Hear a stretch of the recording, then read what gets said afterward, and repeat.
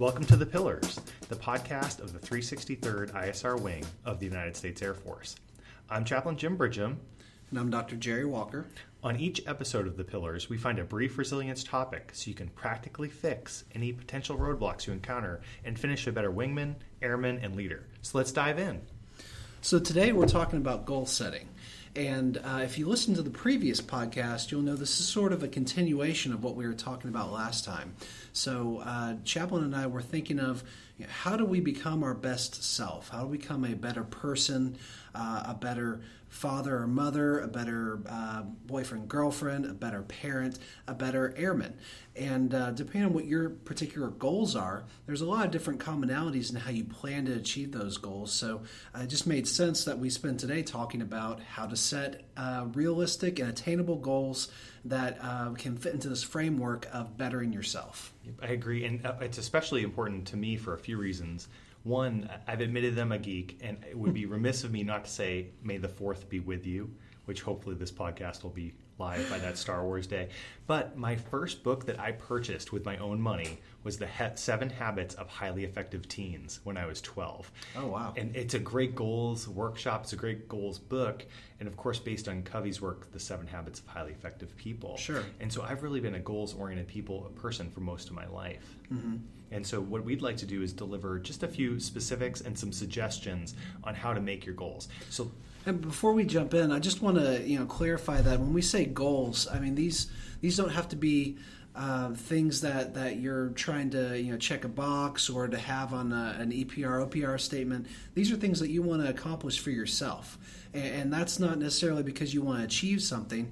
It can be just because you're not where you are right now at that point where you are your ideal self. So this image you have of who you want to be for the future, whatever that may be. It can help to set goals to help you mark progress and to work towards that person and that ideal image. And so when we say goals, I think people automatically think concretely about checking the boxes or achieving something specific, and we're going to dive into that. But when we use that terminology, think also about how is this getting me to where I want to be, and what kind of things can I be working on that will help me become or really achieve my potential. And one of the first steps we talked about was the idea of clarifying the goal around your vision. So get really clear about what your goal is. And I'd suggest that your first goal should be something personal, something fun.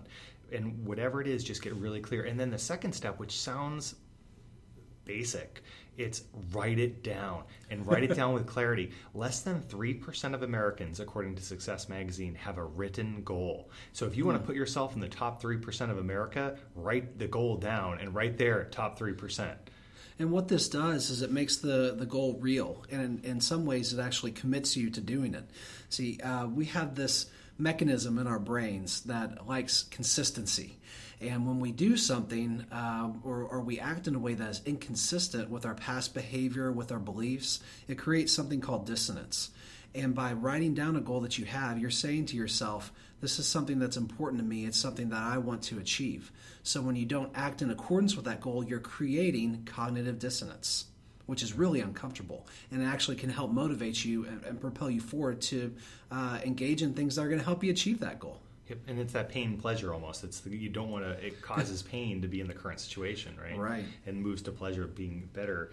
And one of the things that we have to do with those goals after we commit to them, so you've got them clarified, you've got them written down, you've committed to them, is sometimes they can be discouraging. And I'll share a story in a little bit about weight loss that I went through, but you have to look at lead and lag measures. So what's the difference? Well, a lead measure in the case of weight loss would be I'm using an app to enter my food, I'm writing down my food, I'm attending meetings that help me lose weight or whatnot, depending on the modality you're using for weight loss, but you write them down. That's a lead measure because ultimately you can just tell what's coming into your system. The lag measure in the case of weight loss would be weighing in.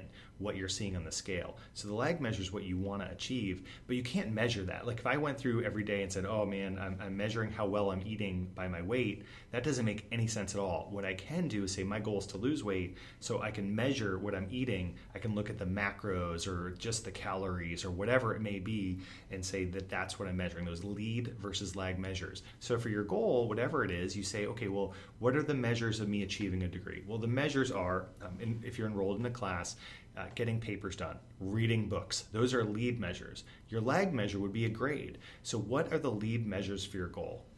Absolutely. And it can help to break those down even further into more manageable steps one by one. So if you have one of those big goals that's to get a degree or a certification in a certain area, that can be overwhelming because you look at everything it takes to achieve that goal, and we're looking, potentially many years down the road.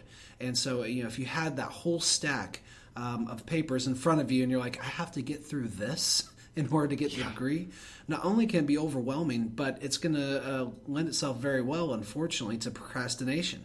What we can do instead is to break it down into smaller, manageable chunks. So last time we talked about the idea of what have you done today to help work towards your goal. And it may be as simple as reading a chapter in a textbook. But if we break things down into their sub-components, it helps not only organize it, but give us a more structured way forward. So if you are, for example, going after a degree, you start with your degree plan. You look at the courses you need to take, and you can start to map out when you're going to need to take them and in what order. And then let's say you're taking 1 or 2 courses a semester, because for you that's manageable. Now, even on a weekly basis, you can map out, all right, I'm going to read these chapters or these articles this week. I'm going to do these homework or project assignments. And so now you're starting to actually reduce that huge stack of papers in front of you into a smaller piece-by-piece workload that has the ability to, over time, propel you a lot further along than if you just viewed it as tackling it all at once. Yeah. And sometimes it's so basic. So I've had friends who've written long papers, dissertations, and whatnot, and they'll say, well, I'm just going to write one line today, one sentence, before I go to bed. And so, for instance, we brought a bunch of first sergeants on a retreat yesterday. On the way up, I said, I'm working on improving my counseling skills. It's something I want to do. So I have a counseling book that I'm going through. And sometimes it can be tedious. Sometimes I just don't have time. But what I said is I can get through 1 page per day. And 1 page per day is pretty reasonable. It's a very low goal, but I can achieve it. And the piece that goes to this is accountability. Why would I tell Dr. Walker and say, hey, this is what I'm working on? Well, it's accountability. He's likely going to ask me, how's it going with your goal? Are you achieving it? Are you growing? And accountability is a big thing to achieving your goals, but they also challenge you. So a piece of this in research is Jim Collins, who's an author. He wrote a book called Good to Great and Built to Last. Said that we need to look for the big, hairy, audacious goal, or BHAG, or BHAG, the big, hairy, audacious goal. So I challenge you, once you get your goals developed and you flush them out, say, what's bigger? What's my big goal this year? Could it be improving your family life? Could it be improving work life, academics, fitness, whatever it is? Find a goal that's just like, oh my goodness, this is huge and everything fills this. Yeah, and that'll tell you more about what's important to you. And this is really important when it comes to selection of your goals. I mean, sometimes we've talked about this before. Other people will set up goals for you.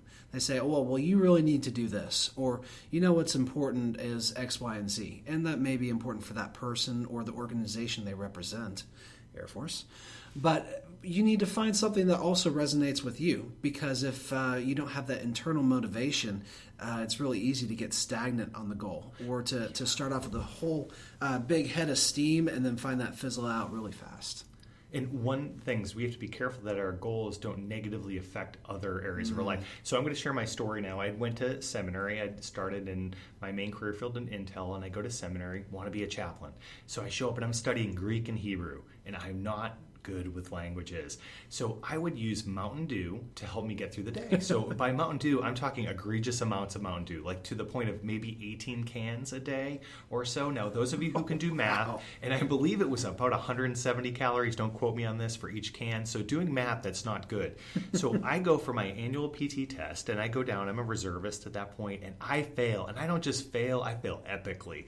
And I come back and say, oh my goodness, and I'm pretty depressed. Well, then I opened my mail, and I had just applied for life insurance and realized that my blood pressure was so high that I was denied. Like, oh my goodness. So I watched The Simpsons, a show designed to make me feel better, and I weighed more than Homer Simpson after a semester in seminary. No and I kidding. said, I need to change my life. I've got to take care of it. Yeah. So I started running, and I started monitoring my calories. I dropped 90 pounds. Now I'm at 70 pounds down from my high, and this is over 10 years ago that this happened. But I had to make a choice. So how did I do it? Well, my big, hairy, audacious goal was lose weight. Initially, it was do well in seminary, but I was compensating and making my health suffer because I was putting so many hours into studying. So I had to reduce that a little, put a little fitness in, and really just track my calories, just using an app, just entering things in, and just being a little bit careful, and unfortunately getting rid of the green delicious soda from my life. But ultimately, what's the result? Well, then now I'm averaging very high 90s fitness tests, and I'm able to continually function in the Air Force. And honestly, I'm healthier and stronger because of it. But I needed to create that goal. I needed to write it down. I had to commit to it. I looked at those lead measures. Remember, those are the calories coming in, and my fitness activity lag measures were my weighing in every week. I had action steps, right? Specific points as we went. And then accountability. I had my wife and friends at work and there in the Air Force who were very accountable for me for doing that. And it showed that, look, my life needs to be more holistic. All my goals need to be addressed. That's awesome. And I mean, going through all those steps, you hit your goal, your big hairy goal, in like a week, right?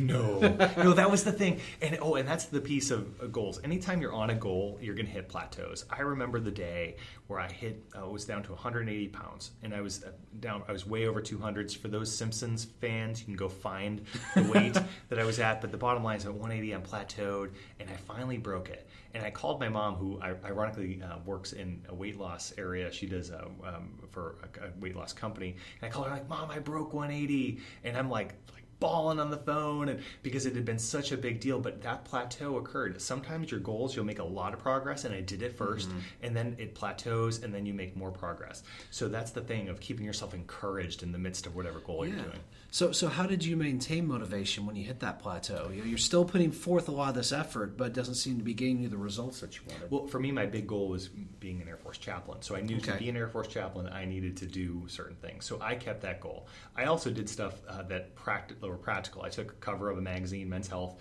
cut a picture of a person. I'm like, I want to look like this, and I kept that there. And anytime I'd go to the default, let me just get a Mountain Dew, let me eat this entire bag of tortilla chips, I would say, look, is this going to help me look like individual X?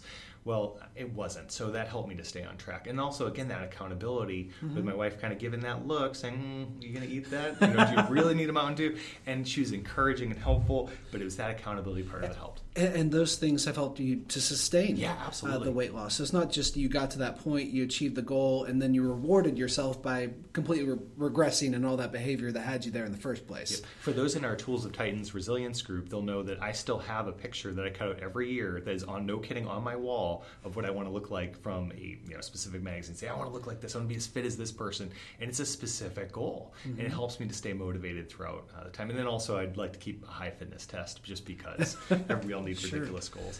And that, that goal was something that you kept in mind. You kept reminding yourself of it. So week in and week out, while you're on this weight loss journey that took a year. It was just under a year to get to the goal. That took a considerable amount of time. You're able to motivate yourself and to continue to propel yourself forward. And the things that you touched on, for those of you who are following our conversation and thinking, oh, that sounds familiar, we've actually touched on a number of what are called SMART goals. Yes. So that's one of those fancy Air Force acronyms you probably heard. And the reason we didn't met it out until now is because we'd probably lose a number of you if we started off right with the SMART goal setting. But what you've heard from us today is how to make your goals specific. Define them concretely, actualize them, make sure it's something that is not so general that you completely lose sight of it. Because otherwise, how are you going to know when you've reached that goal? You want to make it measurable. So transform it, what we call operationalize this into something that can be measured. So that way there's no doubt as to whether or not there's been change. Weight loss is an easy one because the scale is right in front of you. You can actually see the difference in the numbers, whether you're going up or down. And on that same note, think about, what does success look like? So how will I know when I've actually achieved that goal, or when I'm making progress for that matter? And I think a big caveat that a lot of us fall into, especially in this day and age of instant gratification, is we want results and we want them now. We have microwavable food. We can get information at the click of a button, and it takes little to no time at all. But for things that require sustained effort, it's really easy to lose that drive and to lose that motivation. So look at the timeline. Think about realistically, how much time do I need to get towards this goal? Is it a pound a week? Is that realistic? Is that manageable? And then on that same line of thinking, what are the constraints? So what are the things that are going to get in the way of me attaining this goal? Do I have leave or TDYs planned, or is there a big holiday coming up where we have a whole bunch of food, unhealthy food, that could get in the way of me achieving my goal? And then how am I going to track this? So, Chaplain, you talked about progress. I think it's so important to record some measure of progress so that we can see how we're doing. And it's not so important, I think, whether you're hitting those week by week goals or whatever they are, but what is the trend line? So, are you doing the right things? Are you trending more towards the goal? Or are you trending away from it? And then based on that, if you're not trending in the magnitude that you want, you can make adjustments as you're going before you get to that point where you realize, oh, this hasn't been working at all. Yeah. And I think finding that time that this is all done in too is key. Like, what's your goal? I think you just hit it all right on perfectly. We do have another segment today. I know the transition's probably rough, but we got letters from the Force, which has nothing to do with Star Wars Week. From the Force. The Force. Okay, bear with me. I can hear them laughing. Yeah.